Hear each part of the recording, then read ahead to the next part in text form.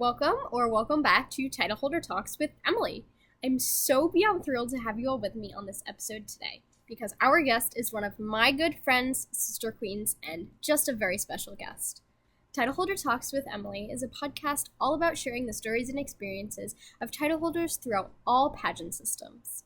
I cannot wait for you to hear all of our guests' special stories today. See you when she joins. So we have a very, very special guest and one of my good friends joining us on the podcast today. So Morgan, if you want to introduce yourself, go right ahead. Hi guys, I'm Morgan Miele. I'm your Miss Connecticut Teen Volunteer 2024. Yay! I'm so excited that we finally got to put this little plan in place before you give up Yeah. the title in just a couple of days. I But know, crazy. it's crazy indeed. But to jump right into these questions that I have for you today, first and foremost, how did you get your start in pageantry and in the Miss Volunteer America system specifically?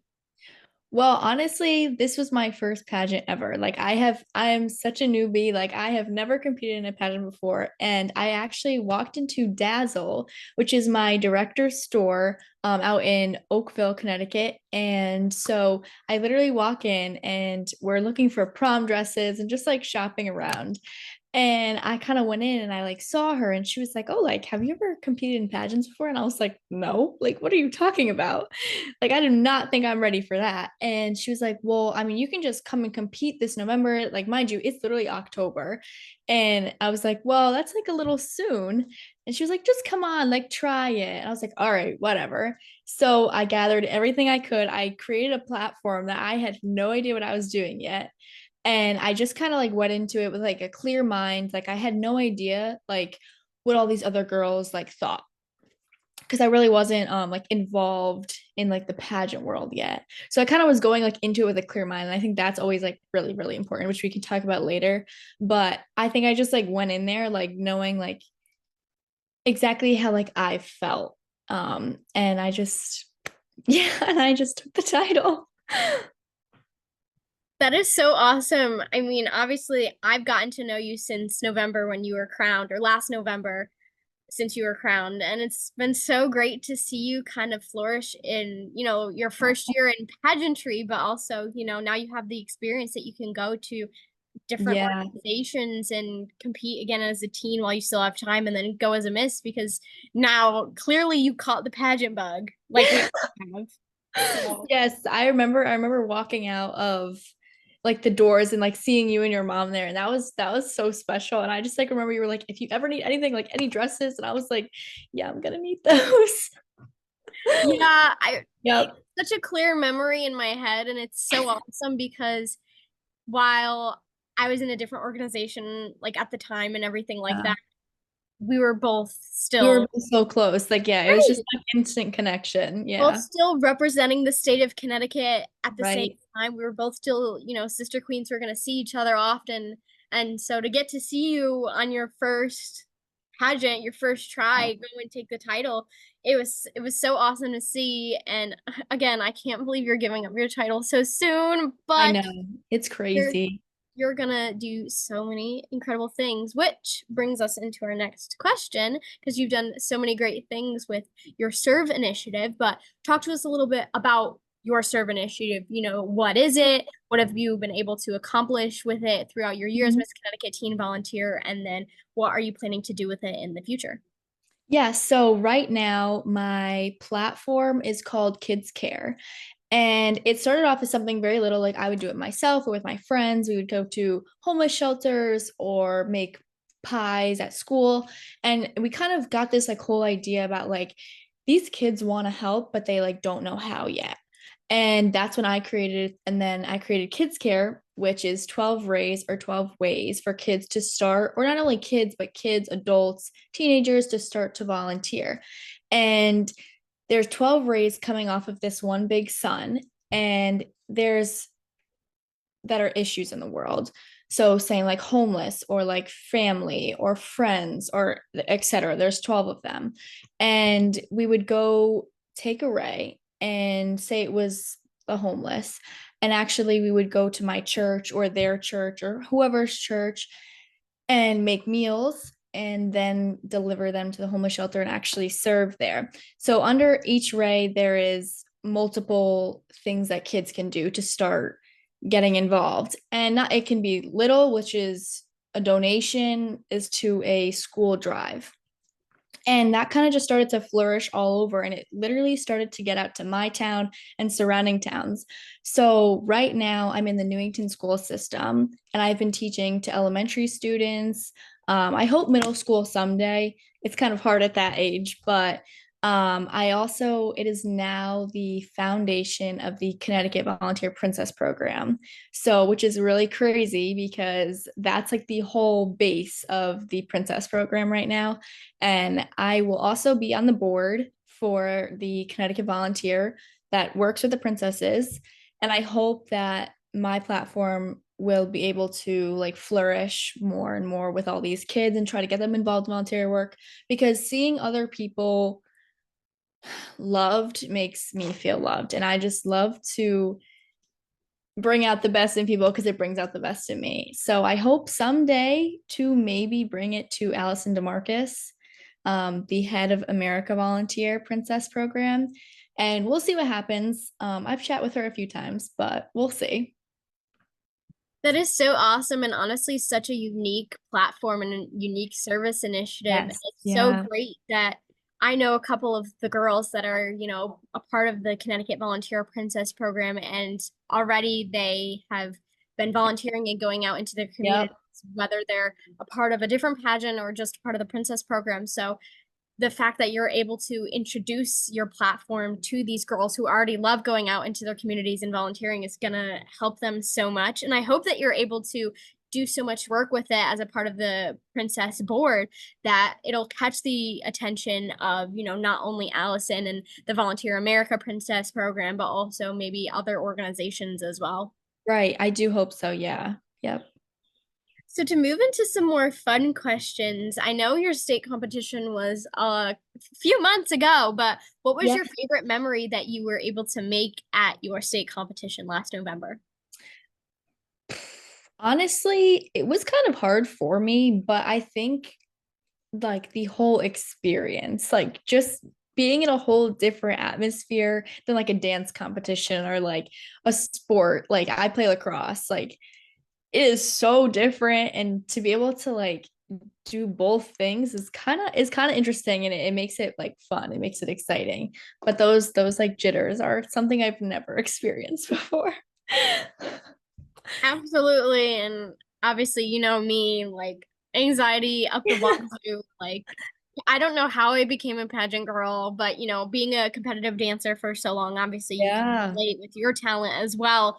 You get the jitters, but like you said, it creates so many great memories, which is weird to say. It creates so many great memories from, being so nervous, but then overcoming that nervousness and trying something new. It's a whole different kind of Yes. atmosphere, but it's so Mhm. much fun and it again creates so many great memories for you. Yes. And the sisterhood is crazy. Like going to America volunteer, like or teen volunteer, like there's like no drama, like zero. Like it's crazy to think that, like that there's 50 girls in one thing, like competing for one thing, like, and there's just no drama. Like everyone supports everyone. Yeah, I love the sisterhood aspect of every single organization, and I Yeah. love that every single pageant system has really been able to adopt that sisterhood as a part of their pageant organizations and pageant systems, because especially like you mentioned, you and I both went to a national competition where you're competing against 50 other girls from all Right. across the country, and there's no animosity. You're just going and having fun. Nobody really cares if they win the title or not. Like Right.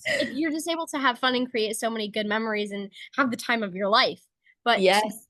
branch off of that, since you brought up Miss Volunteer or Miss Teen Volunteer America, what was your favorite memory and what was your experience like competing at a national level and a national competition like Miss Teen Volunteer America? What kind of activities did you get to do Mhm. and what was your overall experience like competing too? Yeah, so going into it, I mean, we knew nobody. Like everyone kind of like just didn't know really anyone. And it was fun to get those times where we got to like spend time together, like doing things like behind the scenes and like rehearsals were long. You get up at like 6 a.m. and you're go go go till 10, 11 o'clock at night. And I think those little moments in between is where like the moments count, and like being in backstage in the dressing room and like seeing these like big mirrors with like these big light bulbs, and it's so cool to just like be at like somewhere that not a lot of people go to. And but it's also a surreal place. Again, like not every girl gets to do this, and I think that sets in like one of those last nights, and you are one of 50 girls in the entire country that gets to do this. And I think that was surreal to me the last night, and I was like, wow, like I was so thankful and grateful. I actually met one of my best friends there, Anna Grace, who is now Teen America volunteer, and we became best friends. I was contestant number 10, she was contestant number 9, so we were always right next to each other. And so that always will be a memory for me. And yeah, I don't know, it's definitely different. It's not something that you could ever picture if you're not one of us, you know what I mean? Yeah, absolutely. And, like you said, it's so surreal getting to be a Mm. part of such a big legacy. Obviously, for you guys Yeah. in volunteer, it's maybe a lot different for somebody like me or somebody who is Mm. in USA, or again, somebody like me, Right. Miss America, that is such a new organization and such a new system that this was Right. the third or second class of girls that got to go and compete at the national level, Mhm. which is so awesome for you guys. But again, like being a part of that legacy and group of women of only a couple people throughout all of the years that different pageant systems have been around, Mm. it's so awesome. And then again, like you mentioned, like meeting your best friends, like I also am close with Yeah. our national title holder Hanley, who is the Miss America teen and the Miss America opportunity. Getting to make those friendships and the little moments in between when you're like not Yeah. doing anything or sitting during rehearsals or everything, it's just so special to make those connections during those little moments and downtime during competition, and being able to really connect with all of your fellow sister queens. It's being at a national competition is just, Right. it's so special, but it's also Mhm. so surreal, like you mentioned. Yeah. Like there are definitely like scary parts. Like we have to scream like your name and title, and it's just like, oh my God, don't have a voice crack, don't blink, don't like it's like, oh my God. But so there are moments, but we like all suffer together. So it's fine. Exactly. I mean, especially when, again, like you mentioned, like Volunteer America is a newer system, so they're still trying to Yeah. work out some of the maybe Right. kinks or change things around and everything. And again, this was the first year that Miss America and Miss America scene had a new CEO. So we had a similar Oh, experience where we were kind of at a new venue, a new era for the competition and for the pageant. And they were trying to work out the kinks, figure everything out, lighting, everything. So, just to be there to experience it together and be like, you're not alone in learning something right. new and going through all the craziness. It's so special because then when you have those memories later on in life, you're like, oh, the craziness of going to compete for Miss Teen Volunteer America or Miss America Yes. Scene, and you have people to share those memories with and share that experience with. Yeah. Hmm. So to keep talking about competition, what is your favorite phase of competition and why is that your favorite phase? I honestly think that probably gown is my favorite. I don't know why. Talent, I love doing Irish step, like that's always been a part of me, but like seeing like being in a gown, like knowing like this is your moment, like that's what it's kind of all about. Like that's like usually the gown is one of the last looks, right? I'm guessing in most pageants. Yeah. See, I'm still new. but but I think that's like your last kind of look, and you want to, it's like 0-0. Like that is when you get to show your inside and outside, and I think that's so cool. And seeing all the dresses are always my favorite. So I totally agree. And to add on to that, obviously, we both systems and different pageant systems have different phases of competition. But evening gown, it's so special because, again, like you mentioned, it's one of the final looks that the judges get for you for preliminary competition. And then if you make the final competition as well. right. even if you don't make like the top 15 or whatever, you still get to walk out on stage during the crowning Yes. in that gown, in It's your always, dream gown. yep.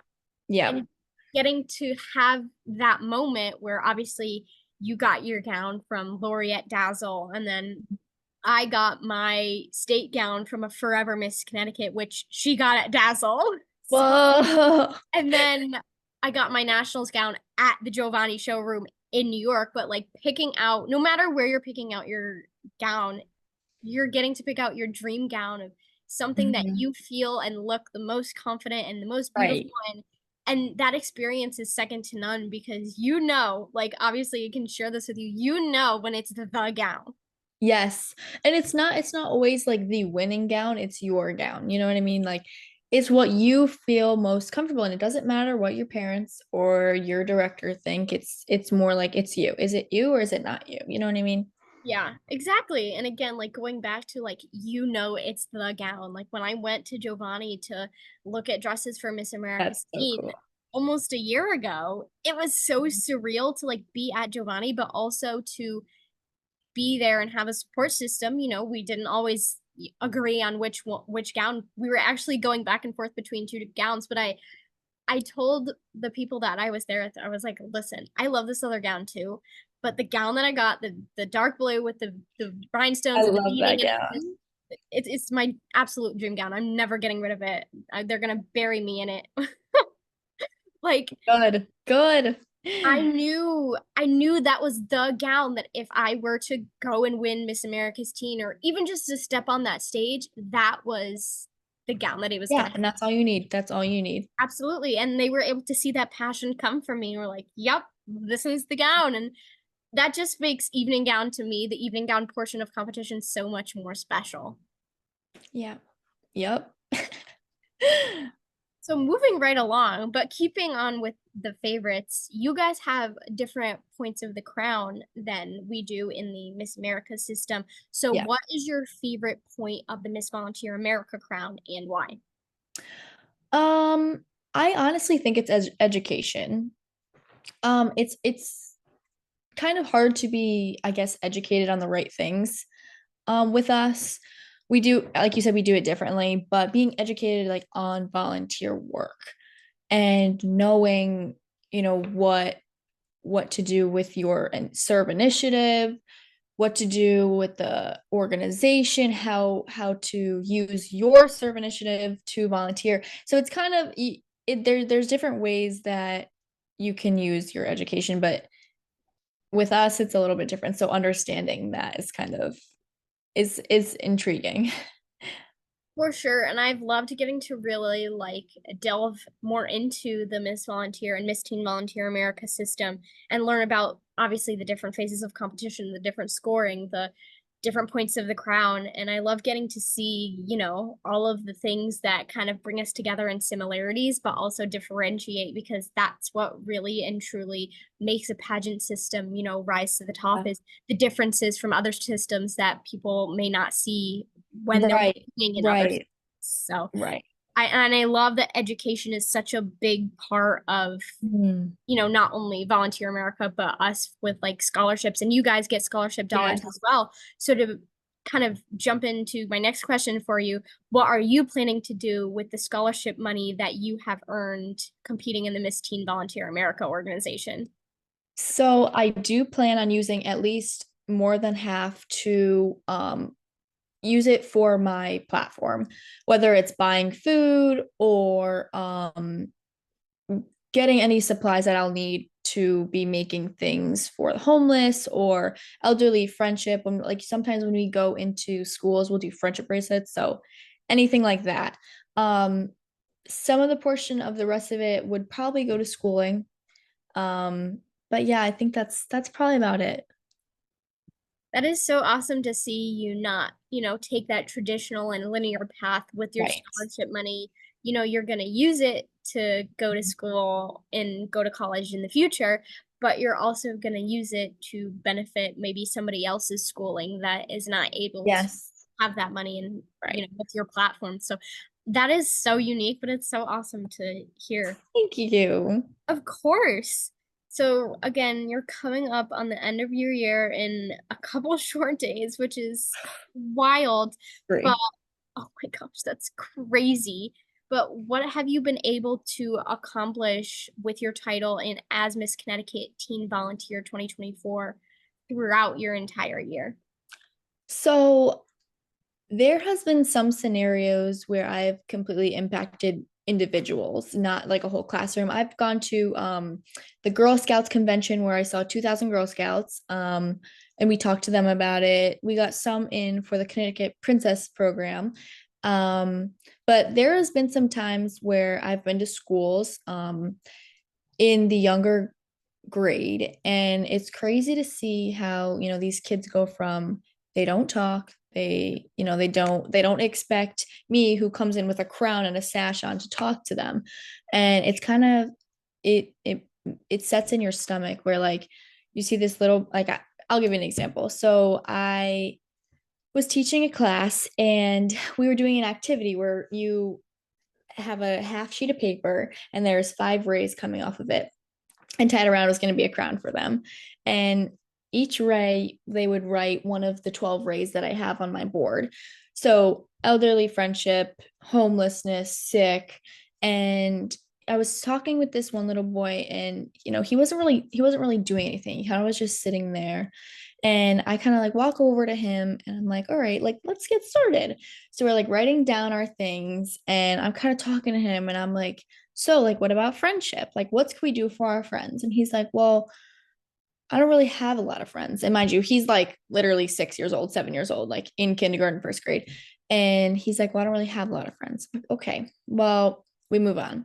I'm like, so what about the elderly? Like, what about, do you have any grandparents or somebody who's in your life that's older? And he's like, no. I'm like, okay.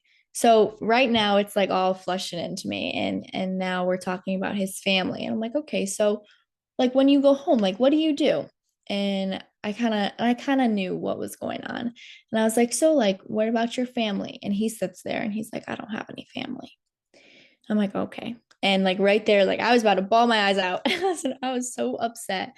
But like right there, like talking to this kid, like he just like the teachers come up to me after and like, well, how do you get to talk to these kids? Like they don't ever talk to us. Like they were like, we didn't even know he didn't have a not family life.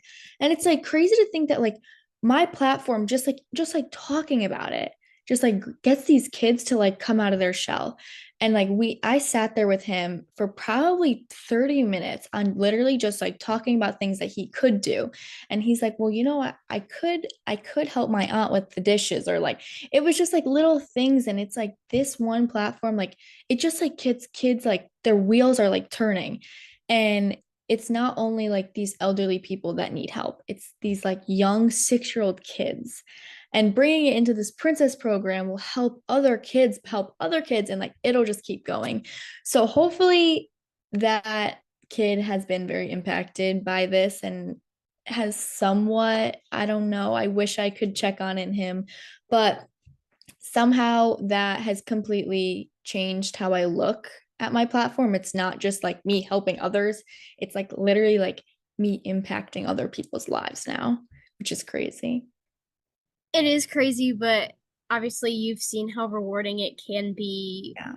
since you were crowned, and those are the moments that, stick with you. Yeah. Obviously, I can tell that's definitely a favorite moment that you've had during your year. You got to do Yeah. so many incredible things. You got to go and compete for a national title. You got to go to appearances and do things with your Miss Talia. But those moments are Right. just, they're the best. They're the best. And it's so awesome to see you, obviously, again, you did different things throughout your year, but you were able to really focus majority of your year solely on your platform and building it and growing it so Right. much to the point where it's physically, mentally, and emotionally affecting and Right. helping so many people, young, old, middle-aged, anybody. It, Mm-hmm. it's it's getting around and it's helping people. And to see that you really focused and honed down on that during your year, it's so special to see that, and it's so unique to see that in a title holder, especially during the end of the year, to continue to really focus on that before giving up their title. And I applaud you for that because, sometimes it can get hard in those situations and Yeah. it can get tough to, find where the line is in conversations that you have with, kids sometimes that have no filter. But it's great to see that, you were able to handle it and you were able to really affect this young child. So I Yeah. applaud you for your work. Thank you. Thank you. Of course. That does bring us to our last question of this little chat that we were able to have. But Okay. as a newbie, I'm sure you've received a lot of advice from, I gave you advice. I'm sure Lori and Tal have given you advice. Allison, your parents, I bet you've received a lot of advice your first, Yep. winning a state title like your first year. But what advice would you give to any girls who are preparing for their state competition or to compete right now in their local competitions to then go to their state competitions? What advice would you give to them? I think the biggest thing was if you don't believe that you can be there, you're not supposed to be there. Um, I think if you told me like a year ago that I would be in this position, I would believe you. Yeah, I 100% would believe you. And if I told you that you were supposed to be in your position, I hope you would believe me. But yeah, that's my biggest thing. If you don't believe that you can walk across a national stage or you can't even walk across a state stage, then you shouldn't be there. And maybe you will get there. Like genuinely, probably you will. But believing is the first thing that has to come to your mind because without that, you don't have confidence, you don't have the walk, you don't have the talk, and you don't have the brains for it. And it's just being real. Like, I have, like, being a newbie, like, that's what I have learned. Like, it gets real and really quick. And, I had 4 months to prepare, I think it was, 5 months ish. And, like, it gets real. It gets real. So if you can't believe that you can do it, then everything's stopping you. I think that's a great piece of advice, and I actually haven't heard that one before. You have your be confident, be you. Mhm. I like that you said if you don't believe in yourself, Mm. nothing else is going to come to you. You're not going to have the confidence, you're not going to have the walk, you're not going to have the talk, you're just going to really be, unfortunately, a shell of yourself. Mm. And if you don't believe in yourself, then, you're going to have a hard time getting to that point of where you want to go. And I think, especially for somebody like me, obviously, when I won my state title, that was the second year that I competed. So I was still kind of new to at least Yeah. competing. And Yeah. the difference that I saw from my first year competing to my second year competing, where the second year that I competed and the year that I won, I was able to really, believe in myself and believe in my abilities, but also be confident in myself and Right. know that I was going to go out on stage and whatever happened was meant to happen. And Right. whatever God Right. had in store for me, that was his plan for me. And I was gonna be okay with no matter what the outcome was. But I Mhm. believe truly in my heart that I had put in the time, that I had put in the work, I had put in the effort to just get up on stage, show my best self, and take it home. And I did. Yep. I think that is 110% why I came out on top versus the Mhm. year before when I did not.